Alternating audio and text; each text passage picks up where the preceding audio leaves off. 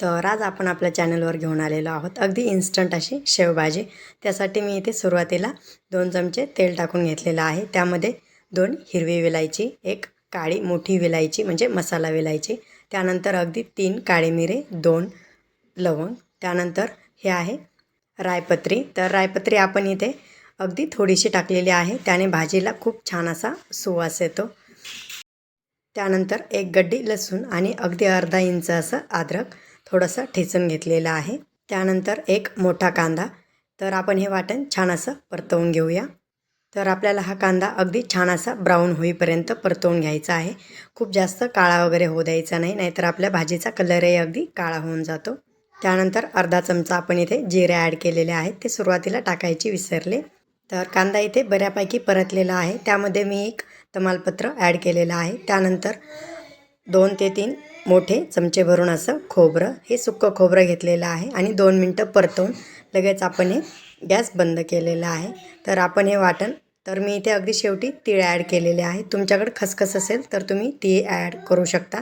तर आपण हे तीळ अगोदर भाजून घेतलेले असल्यामुळे अगदी शेवटी टाकलेले आहेत। त्यानंतर अगदी थोडंसं तिखट, आपण इथे खडे मसाले वापरलेले असल्यामुळे तिखट खूप जास्त वापरायचं नाही। तर आपण हे वाटण थंड करून घेऊया।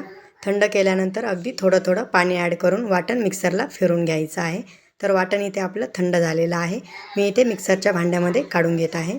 तर आपण गॅसवर दुसरा पॅन ठेवलेला आहे, त्यामध्ये थोडंसं तेल टाकून घेऊया। तुमच्या आवडीनुसार तुम्ही कमी किंवा जास्त इथे तेल वापरू शकता।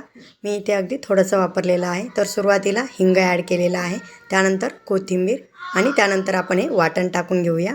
तर मी इथे वाटण टाकल्यानंतर थोडंसं पाणी टाकून आपण हे वाटण पूर्ण काढून घेणार आहोत आणि तेल सुटेपर्यंत वाटण छान परतवून घेणार आहोत। आपण इथे भाजीला थिकनेस येण्यासाठी दुसरं काहीही वापरलेलं नाही। तर मी अगदी 2 चमचे भरून असं इथे वाटणामध्ये, आपण जेव्हा वाटण मिक्सरला फिरवतो त्यामध्ये शेव ॲड केलेली आहे, जी आपण शेव या भाजीमध्ये टाकणार आहोत। तर मी इथे अगदी घरगुती काळा मसाला आणि थोडीशी हळद ॲड करून अशा प्रकारे वाटण छान असं तेल सुटेपर्यंत परतवून घेतलेलं आहे। तुम्ही पाहू शकता सुरुवातीला वाटण परतून असल्यामुळे त्यामुळे इथे खूप जास्त असा वेळ आपल्याला लागत नाही।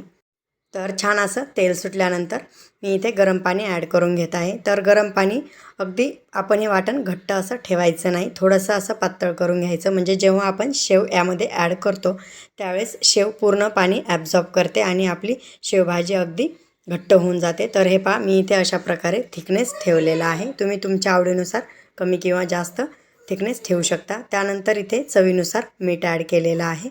तर आपण याला छान अशी एक उकळी काढून घेऊया। तर भाजीला छान अशी उकळी आलेली आहे, आपण ही भाजी सर्व करून घेऊया। तुम्ही पाहू शकता किती छान अशी थिकनेसही आलेला आहे आणि अगदी तरीही अगदी छान अशी आलेली आहे।